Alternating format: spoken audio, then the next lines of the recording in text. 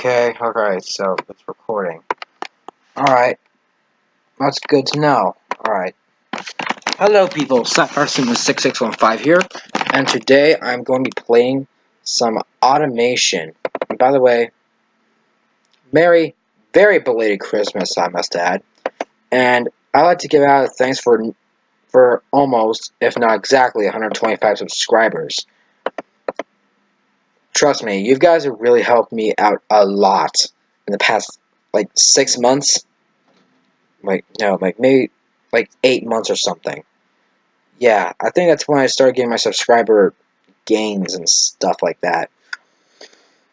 Anyways, I'm going to be doing something that I should have done for a long time, but I didn't really get the chance to do so. Oh, and I am sorry that my computer is slow.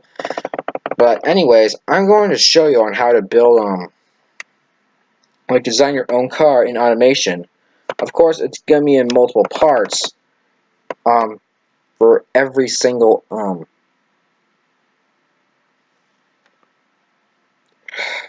do I say it? For every single component. So, anyways, we will just get on with it. So, I'm just going to build, so for this example, I'm going to build a simple, yet very quick, very agile sports car. So, anyways, I would select this body style, because why not? And anyways, here are the panel material. Corrosion-resistant steel is by far the most common in modern times, considering it is extremely durable. I mean, so if you want a very durable car that can take anything, corrosion-resistant steel is most likely going to be your best friend. However, if you want a cheap but at least somewhat light sports car, fiberglass, very good friend. Now, aluminum and partial aluminum. I mean, aluminum is much cheaper to make than fiberglass. However, although aluminum can't corrode at all, it weighs quite a bit more, and, well, let's face it, it's probably not the best choice for a cheap sports car, but partial aluminum kind of is. Although, it's basically an alloy between steel and aluminum.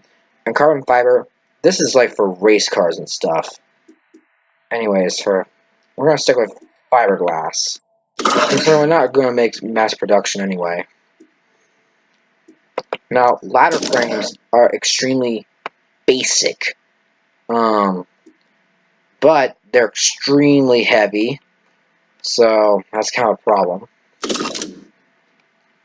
Now, monocoque, that's that's by far the most common chassis type in modern cars. It's basically a single piece, so the chassis technically is the body by itself. It's significantly lighter than the ladder chassis, but however, it is more expensive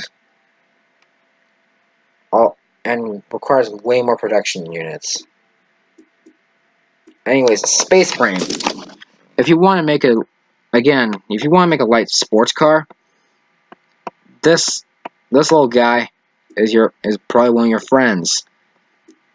Although if you want to mass produce it, then semi-space frame, which is basically a combination between space frame and monocoque, could be one of your best friends in this case.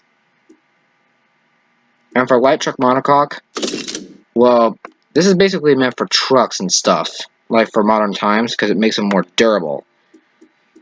Anyways, I think we'll go with semi-space frame. Now, longitudinal engine placements, that's stuff you'd commonly see for like V8s and stuff. But for transverse, this is stuff you'd see for a typical hatchback. In fact, I think almost all modern cars nowadays have transverse placement. However, since this is a sports car, we're going for longitudinal. Like first in struts, it's basically